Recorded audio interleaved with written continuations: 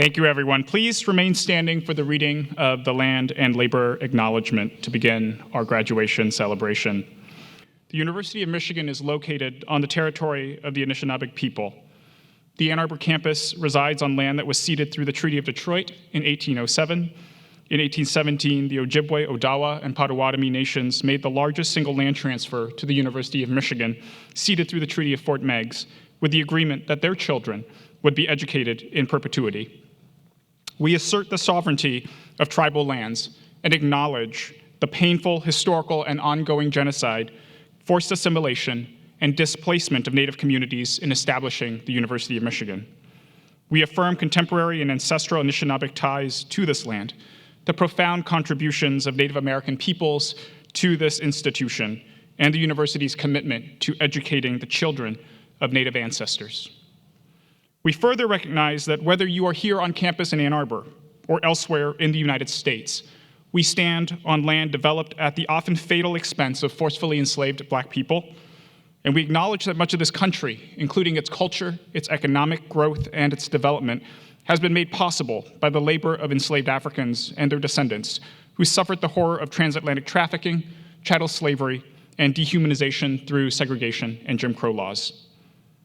We remember those who did not survive the Middle Passage, those who were beaten and lynched, and those who are still suffering while fighting for their freedom. We are indebted to their labor and unwilling sacrifice, and we acknowledge the violence throughout the generations and the resulting impact and generational trauma that is still felt today. The fights against settler colonialism and anti-Blackness will always be inextricably linked. To the land, to the collective, and to the ancestors, we thank you, we thank you, we thank you. You may be seated.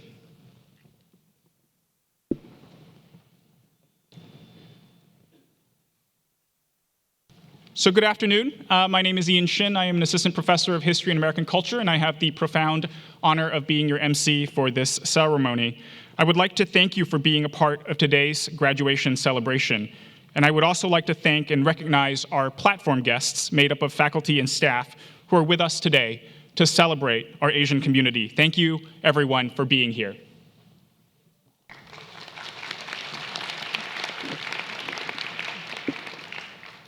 At this time, I would like to introduce Reika Fujiwara. Reika is graduating with a Master of Arts in Educational Studies with a secondary teacher's certificate. She's also part of the Asian Student Celebration Student Committee, which has helped plan the celebration for our 2025 graduates. Reika has been on the Asian Student Celebration Committee as both an undergraduate and a graduate student. Reika?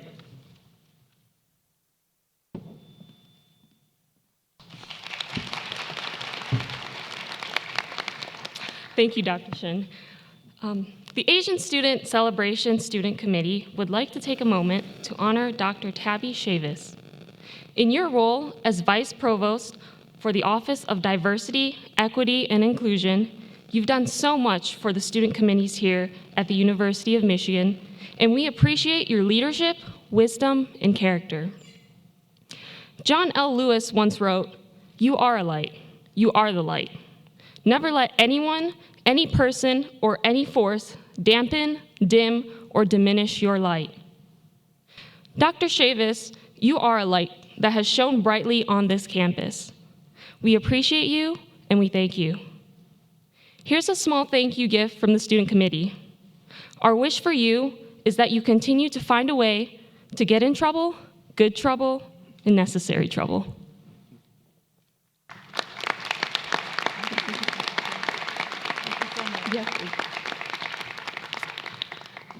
It is now my honor to introduce Dr. Tabby Chavis. Dr. Tabby Chavis, Vice Provost for Equity and Inclusion and Chief Diversity Officer at the University of Michigan. She is also a professor of education and psychology. Dr. Chavis has held leadership roles at the department, college, and central admission levels during her almost 25 years at U of M. Most recently, she was the director of the National Center for Institutional Diversity and Associate Dean for Diversity, Equity, and Inclusion in the College of Literature, Science, and the Arts. Prior to that, Dr. Chavis served as an Associate Vice President for Research, Associate Dean for Academic Programs and Initiatives in the Rackham Graduate School, and Chair of the Combined Program in Education and Psychology. Across all of her roles, the values of diversity, equity, and inclusion have been central to her leadership approaches and practices, and infused throughout the initiatives, programs, and practices she helped develop and implement. Please help me welcome Dr. Tabby Chavis.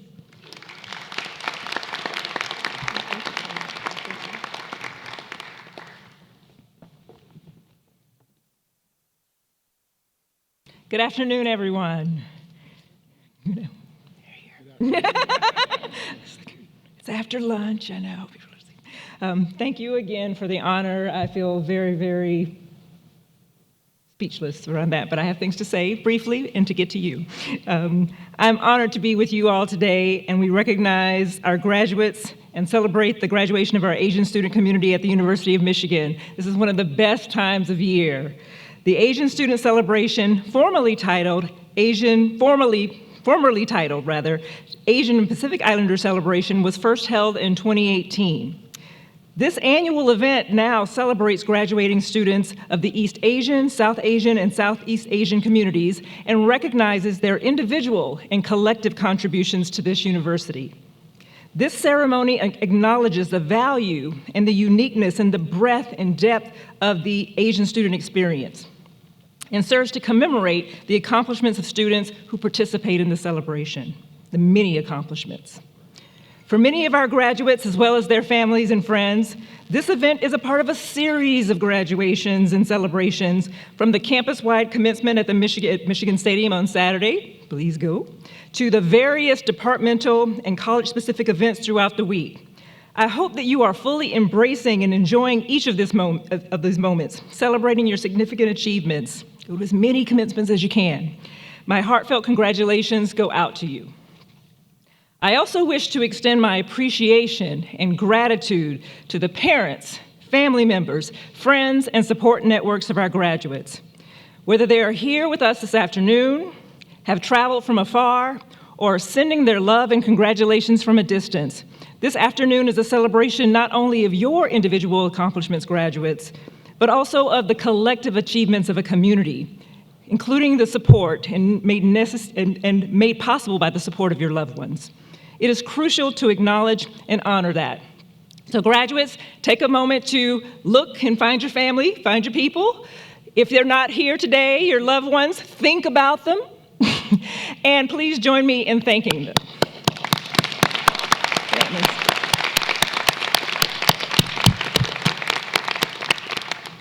As you prepare to leave this campus and step into a world that feels, at times, particularly these days, more fractured than whole, I want you to pause and recognize what you've accomplished now. Take it in. What you've accomplished not only academically, but how you've chosen to show up in this space. Many of you brought yourself and your full selves into institutions that were not built with your stories in mind. And yet you made space, not only for yourselves, but for those coming behind you. You took advantage of the numerous opportunities here to learn and to grow academically, professionally, and personally. And in doing so, you have changed the University of Michigan for the better. Graduation is also a moment of significant transition. Transitions can feel exciting and uncertain, even positive ones. Whether you're moving to a new city, starting a new job, going to graduate school, or just still figuring things out, you are entering a different season of life. And these moments of change have a way of testing us. And so when you feel tested, I want to offer briefly 3 habits or tools for resilience that have kept me rooted no matter what the circumstance. First, know your values and protect them. During your time at U of M, you've learned to listen to new ideas, to sit with discomfort, maybe a lot of it, and to grow from it. Carry that openness with you, but let your values anchor you. A life rooted in values, equity, integrity, compassion, can weather any storm. Your values will be your guide when the road gets blurry. Second, build and nurture community. Community is more than just who we live near or work with. It's who we call when we're struggling, who we celebrate with, who holds us accountable to be our best selves. The friendships and the networks you formed here, whether through classes, student orgs, residence halls, or late-night study sessions, are a part of that foundation. These bonds and that connection can be sources of resistance in a world that often tries to isolate and divide us. And third, take action. You might look around at the challenges facing our society: racial injustice, economic inequality, threats to truth and democracy. And it may feel like your voice or one voice or two voices are too small to take on those huge issues. But history tells us a different story. It's told through the courage of individuals who dared to speak up, who organized, who wrote, who researched, who showed up again and again using whatever talents and skills and tools that they had. So whether you're heading into education, medicine, business, public service, the arts, or beyond, because there are a lot of choices in Michigan, your field needs your voice. Please use it. Let me be clear. These tools don't make the work ahead of you easy. You know it's not easy. You already know that. But you've proven that you have the courage, insight, and compassion to lead. You sat in those classrooms and you've pushed the conversation forward. You've held roles in student organizations, you've launched initiatives, and you've shared your truths in many ways. And you've done it while carrying legacies of resistance and hope. And the future will demand more of you, but you're ready for it. You carry with you the love, the labor, and the sacrifices of those who made this moment possible. You carry the promise of what is still to come. So graduates, I want you to know, we see you, we celebrate you, and we believe in what you will create. We need your brilliance. We need it. We need your voices. We need your informed leadership. So please go forward with pride, with purpose, and a deep belief that you have the power to build a more just and inclusive world. And while you're at it, make sure that you grab joy and celebration and connectivity and community. Congratulations, class of 2025, and go Blue.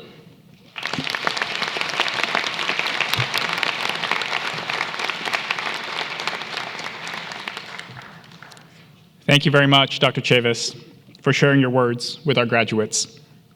At this time, I invite Ashley and Xiwen, two members of the 2025 Asian Student Planning Committee, to share why they believe this theme this year is intertwined with your time here at the university and also throughout your next chapter of your story.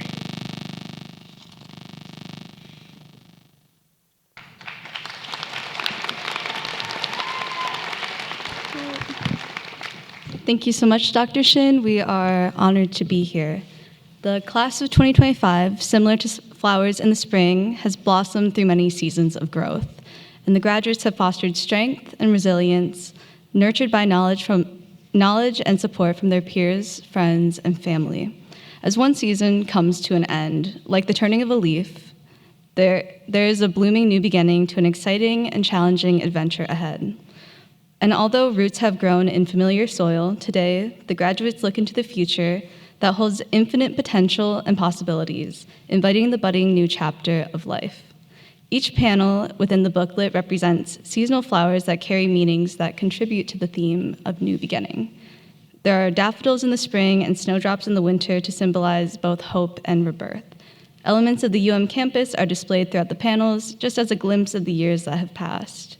And there are students having conversations in the summer to show the phase that many of us went through as prospective students visiting with enthusiasm. Although squirrels are not the mascot of U of M, they are adored by all students, staff, and visitors. Throughout the booklet, a squirrel scurries through the panel playfully with determination to achieve graduation. Graduation marks a bittersweet ending to an important chapter for the class of 2025. It is not the end, but rather the start of a new season. It is an opportunity where the class of 2025 carries everything they've achieved and acquired, ready to embrace changes and the challenges that lie ahead. So congratulations to a new beginning, class of 2025. Thank you, and forever go blue.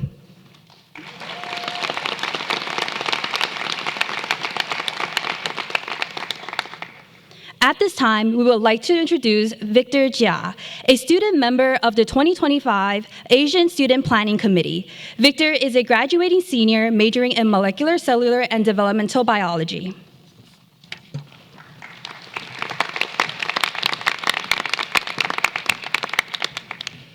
Thank you, Ashley and Shiren, for sharing your thoughts and the vision of the Planning Committee and choosing the theme and artwork. This year, the Asian Student Celebration Planning Committee was tasked to create a new logo for the Asian Student Celebration. If you go to the last page in your pamphlet, you'll find it on the left side, bottom right corner. Does everyone see it? I hope so. Depicted in this artwork is a red canute, a shorebird with impressive migrations that can even span all of Asia. Over the course of its migration, the red canute will gather in huge numbers at traditional stopover points, taking time to rest and gather energy. The migration of the red canute runs parallel to the journey we take as students. We have gathered here at the University of Michigan, and from here we will take our own unique paths as we move towards our goals. However, as we move on from our undergraduate years, we will continue to hold on to the memories and connections we have made here, symbolized by the maize and blue ribbon carried by the red canute. No matter where our future takes us and where we migrate to, the University of Michigan will always be a place for us to stop over. Congratulations to the class of 2025. Thank you.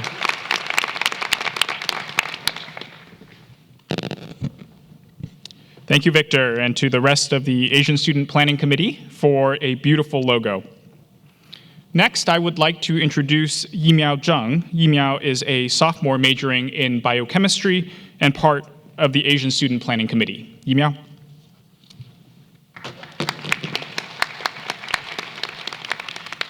Thank you, Dr. Shin. At this time, I have the honor to introduce our guest speaker, Dr. Madhumita Lahiri, whom the Student Planning Committee also chose. Madhumita Lahiri is the director of the Center for South Asian Studies and an associate professor of English at the University of Michigan, Ann Arbor. Her research interrogates the stories that large multi-ethnic democracies like India, South Africa, and the United States tell themselves about identity, collectivity, and political mobilization. Educated in India and the United States, Madhumita previously held research and teaching positions at the University of Witwatersrand in Johannesburg and the University of Warwick in the UK. It is my pleasure to welcome Dr. Madhumita Lahiri.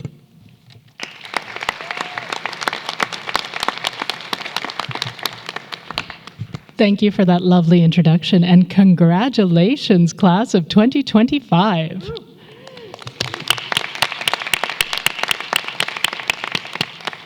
We gather today to honor your achievements and to celebrate this massive transition in your lives. You have worked hard to earn this degree. You've passed difficult exams, pulled all-nighters, started over when an experiment failed. You have come up with creative solutions to challenging problems, new interpretations for difficult texts, elegant proofs for complicated theorems. No matter what degree you are receiving this weekend, you have made it here through your grit, your determination, and your willingness to take risks. For each of you, today marks the end of a degree and the beginning of the rest of your life. We gather today, as the theme announced, in the hopes of a new beginning. All around us today, things seem to be ending. Many of these are ending in the United States through executive orders, entire regimes of trade and taxation, entire units of the federal government. And many of these on a global scale seem to be ending through a kind of collective giving up, a collapse of our collective will. The projects, perhaps, of global human rights, the project of free trade, and perhaps the goals of globalization itself. Many of those who celebrate these endings do so because they want an old beginning. They want to turn back time. They want to rewind to some good old days, start over in how we used to do things around here. But we're here today for an Asian student celebration, and there was no Asian student celebration in those old days. I look out at this room and I see a dream of new beginnings. What more powerful example of a new beginning than the act of immigration?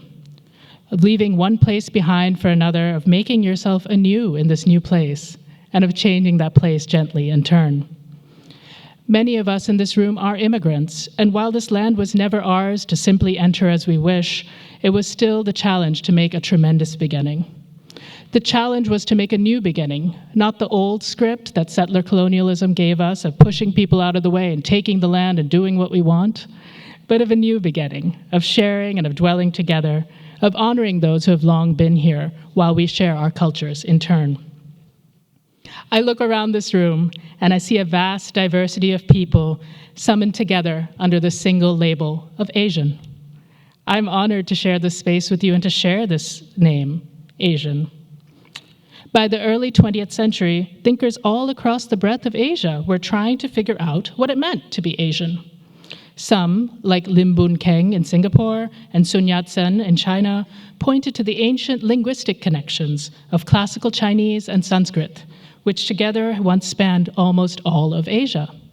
Others, like Okakura Kakuzo from Japan or Rabindranath Tagore from Bengal, spoke of the ancient religious connections made by Buddhism, whose reach once extended across almost all of Asia.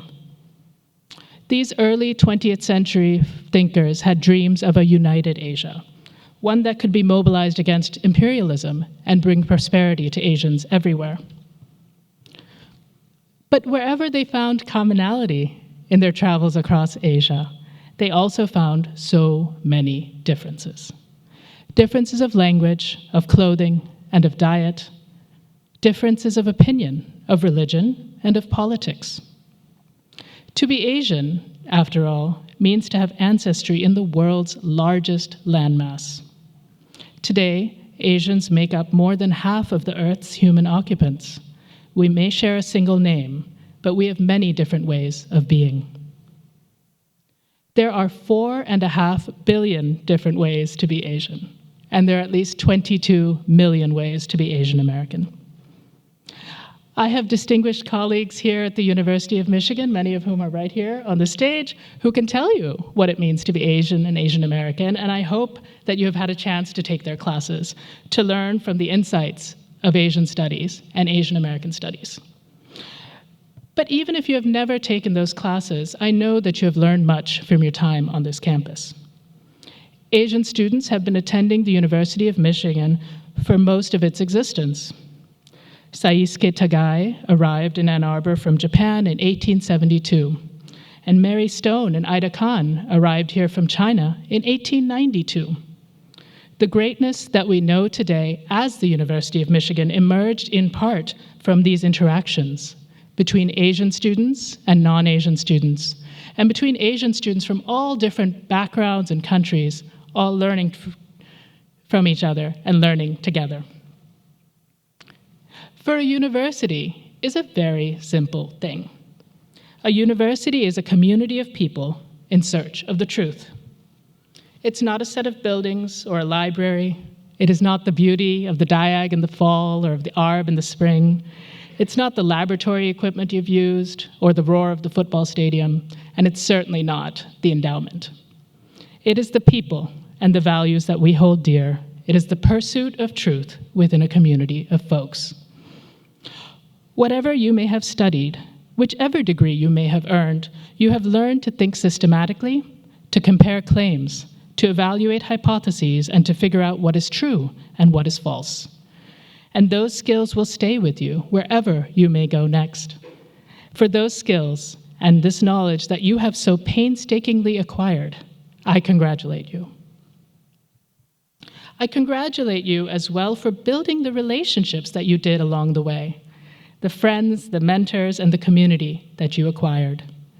Those relationships, too, shall travel with you. Some of them will continue and deepen as you go, and some will become fond memories, lessons learned from people you once had the honor to know. And I want to thank finally those of you who are here today because you love a graduate, because you want to support them and celebrate them during this big change.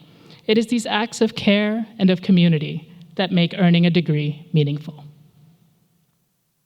I want to thank my colleagues in the Office of Academic Multicultural Initiatives for putting this celebration together.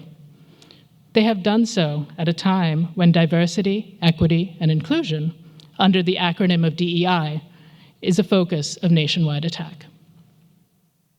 I'm not going to tell you what you should think about DEI, but I would like to tell you what I, as an Asian American, have been told about DEI.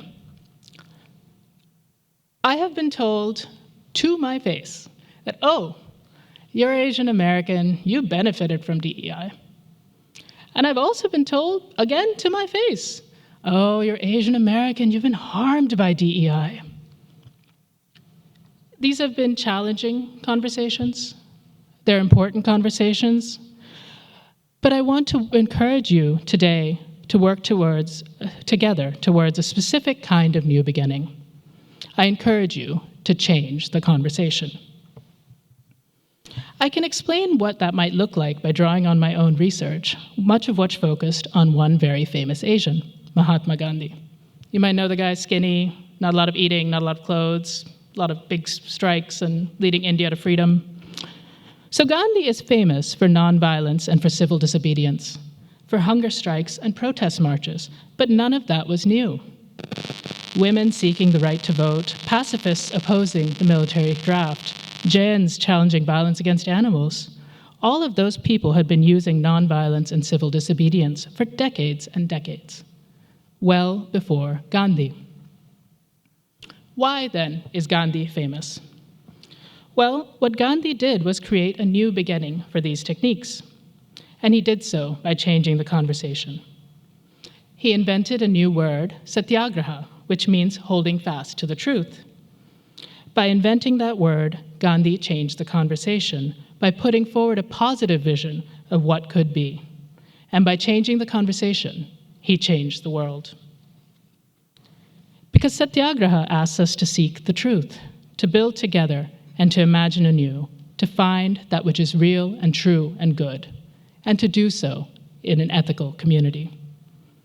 I encourage you as you go into the world to change the conversation. Rather than debating DEI, let's work instead to articulate our values together. Let's create together a new beginning. Because a new beginning is never guaranteed. No, we can all go through enormous changes, huge life transitions, and remain pretty much the same. We can refuse the gift and the terror of a new beginning and choose instead to stick to the script, to repeat the same words, to do the things we have always been told to do. We can learn something here from the Gandhi that the world has mostly forgotten. Because the early Gandhi, when he was about your age, he didn't want to change the conversation. He wore a suit, he wore a tie, he worked hard to fit in and to get ahead. When Gandhi was around your age, when he was 18 to 22, he went to London from Gujarat. He studied hard, he passed the bar, got his law degree, and he got a good job. And that good job was with a trading firm in Johannesburg, and so he went to South Africa. And then when the young Gandhi got to South Africa, which was then a British colony, he encountered massive, explicit, violent, in-your-face racism. Most of this racism and the worst of the violence was directed against the majority of South Africans, the indigenous people who are Black South Africans.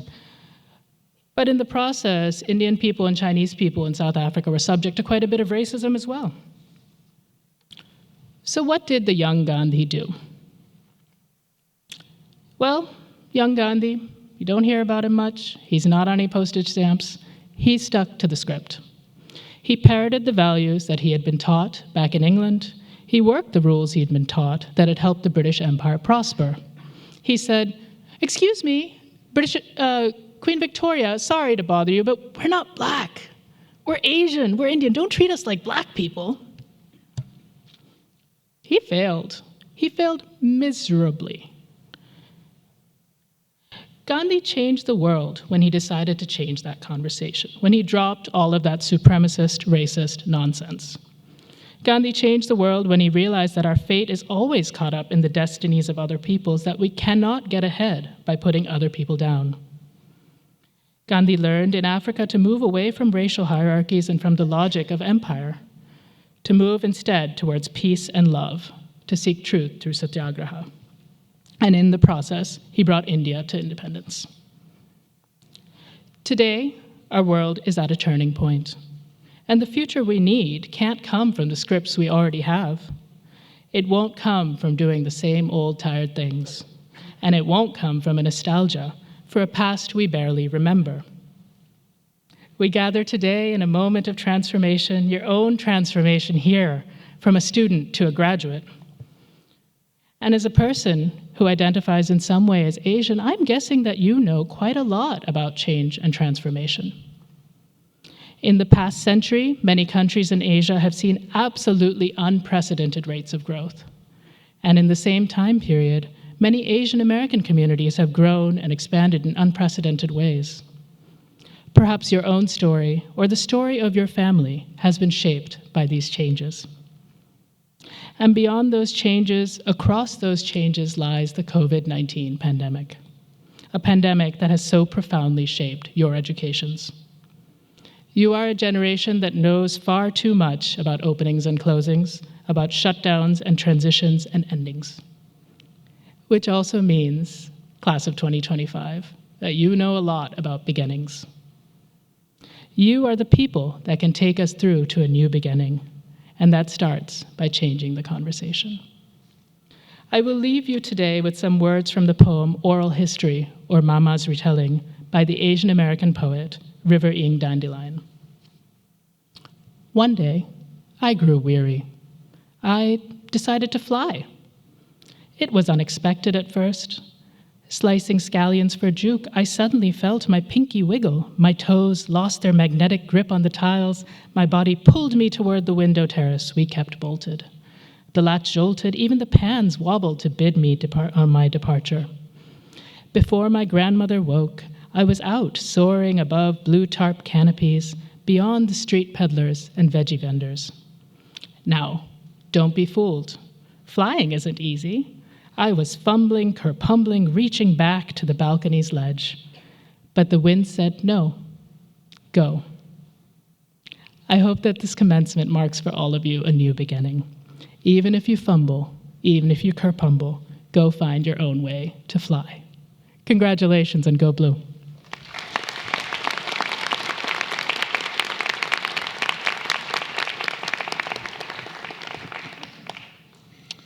Please give our keynote, Dr. Madhumita Lahiri, another round of applause for those really inspiring words. Thank you, Dr. Lahiri, for encouraging our graduates to celebrate their successes and to continue to dream boldly. So now it is time to celebrate our class of 2025 graduates. We want to celebrate each of you as an individual who together make up this unique community.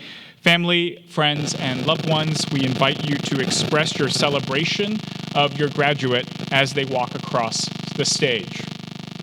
So, marshals, if you could please step forward to lead our graduates to the podium.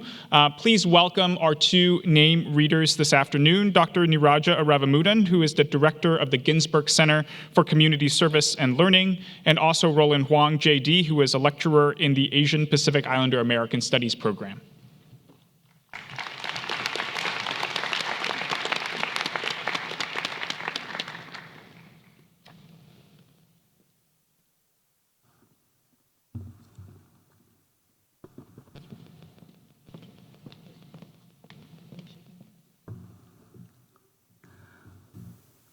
I begin with the bachelor's recipients of the Asian celebration. Vrinda Varada.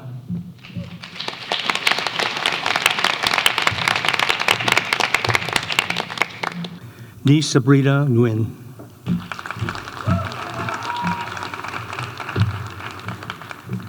Alyssa Sun.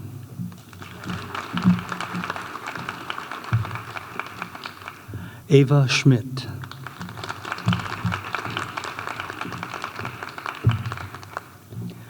Eva Yu. Joel Sumsky. Ganushi Modi. Kate Meter. Jingfan Annabelle Zung. An Nguyen.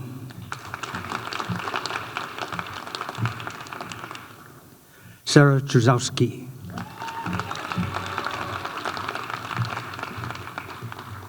Agniva Bagumik. Anthony Dong. Mansuril Hamja. Majahidullah Islam Khan. Adam Hennif.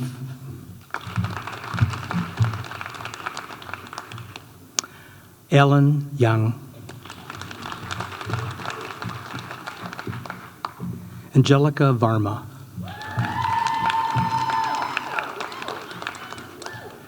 Tanjina Saeed.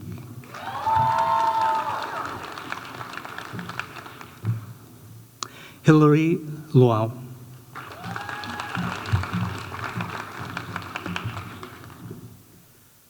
Pranav Desurnar.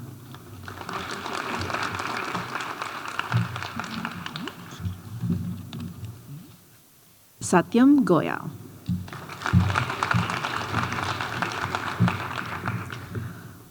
Asmita Tulater. Isha Pingy. Ting Ting Gao. Yangon Zheng.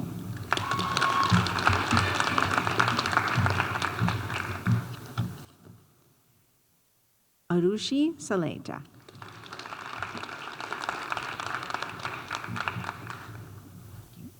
Jima Raman.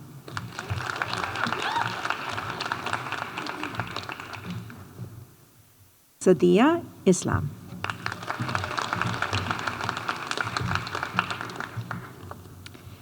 Rohima Chowdhury.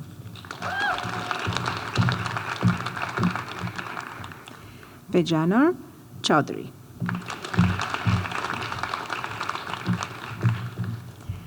Saida Reza.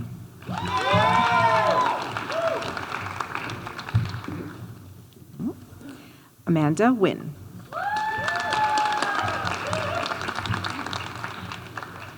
Vuan Trong.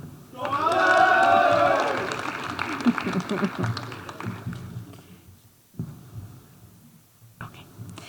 Jacqueline Wynn.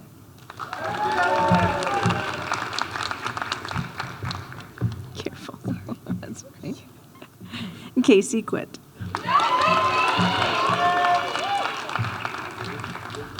Caden Fung. Guyen Pen.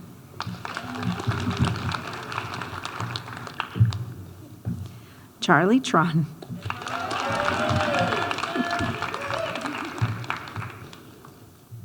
Peter Wynn. Okay.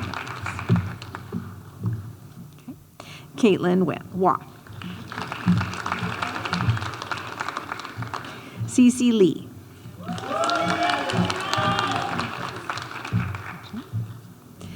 Frederick Ivan Guevara.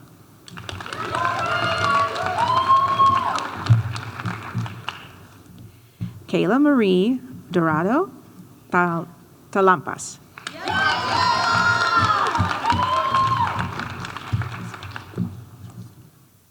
Okay.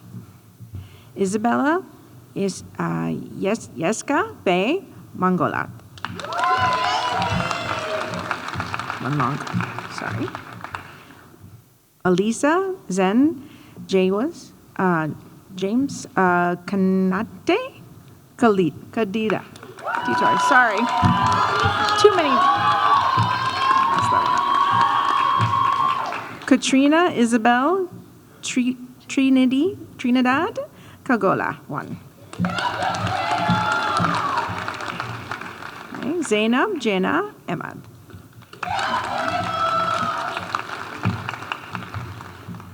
Hannah Kim.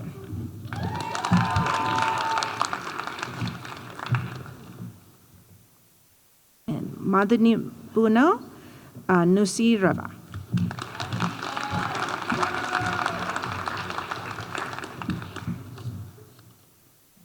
Sojung Shin.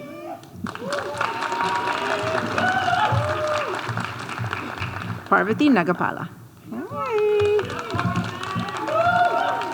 Okay. Shi Wan Zhang.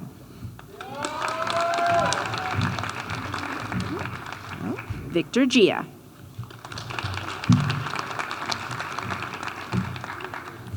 Ashley Nisperos. Baus.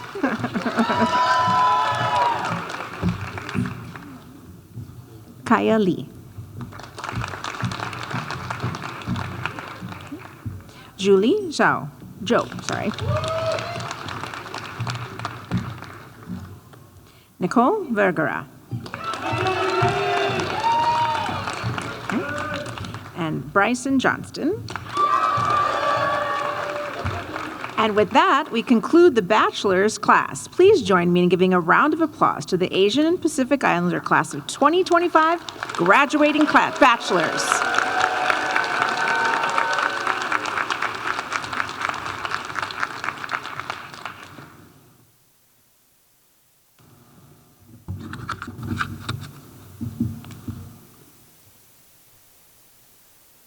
I am thrilled to begin the reading of the graduating Asian Student Celebration Master Students.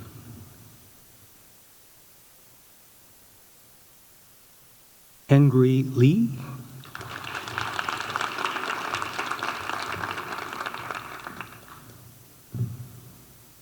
Alyssa Che Fang Wang.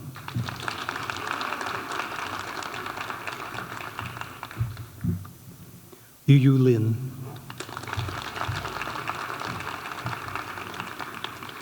Atika Nusrat.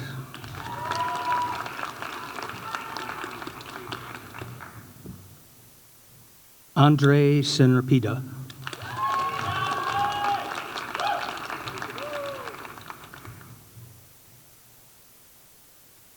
Vivian Kim.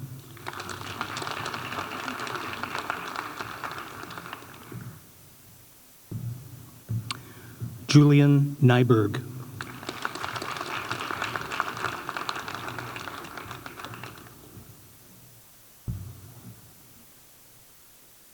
Zanatun Alim.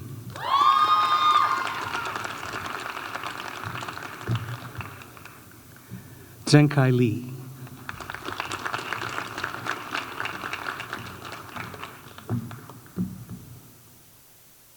Reika Fujiwara.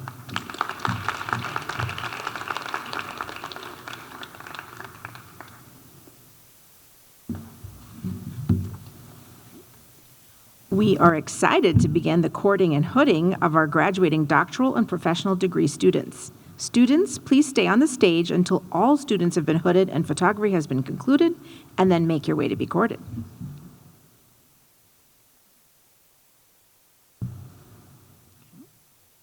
Right here? Okay. Garima Aurora.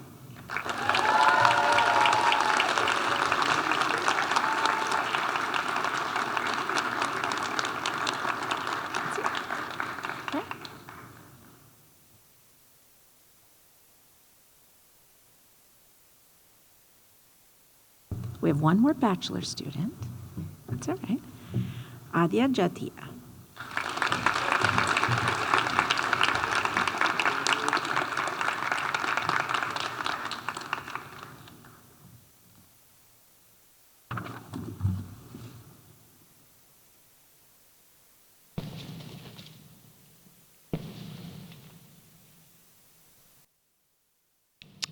I am excited to present to you the Asian Student Celebration Class of 2025 students. Please join me in giving a round of applause to all of our students.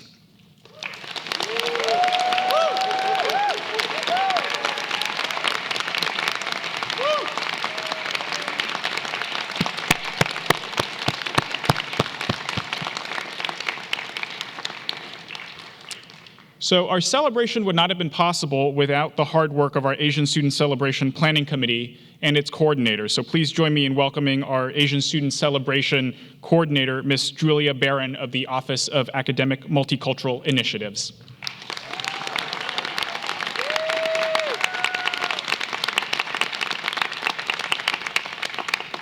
Hello, good afternoon, everyone. What a great honor it is to be here today to celebrate our graduates along with our faculty and staff, their family, their friends, and loved ones. This year's celebration, from the theme of New Beginning to the thoughtfully chosen and crafted photo stations in the lobby, and the booklet art illustration, and the selection of our keynote speaker was all done by the Student Planning Committee. So it has been an absolute joy working with the committee members. And so at this time, I would like to honor them for that, for their passion and creativity that has led us to where we're at right now at the University of Michigan. So as I say their name, could you please stand and let's honor them with a round of applause. Ashley Baus.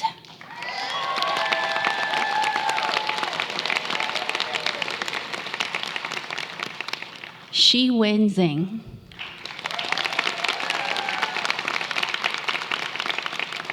Ting Ting Kao.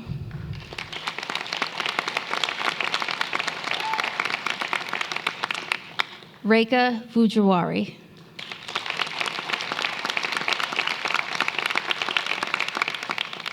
Victor Jia.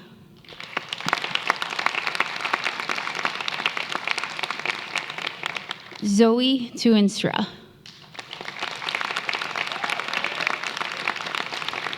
Yi Mao Zing. And Jessica Wu.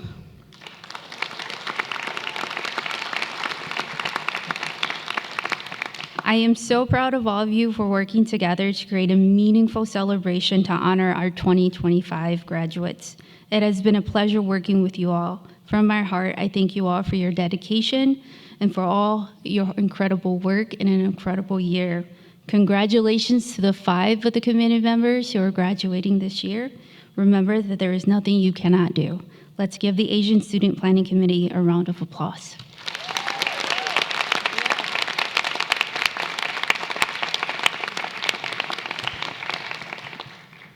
Thank you, Julia, and to the members of the Student Planning Committee for all of your hard work and dedication to honoring our Asian student graduates. I'd also like to thank the Office of Academic Multicultural Initiatives and Dr. Tabby Chavis for their work and dedication to the initiatives that support all of our students' successes here at the University of Michigan. Please give them all a hand.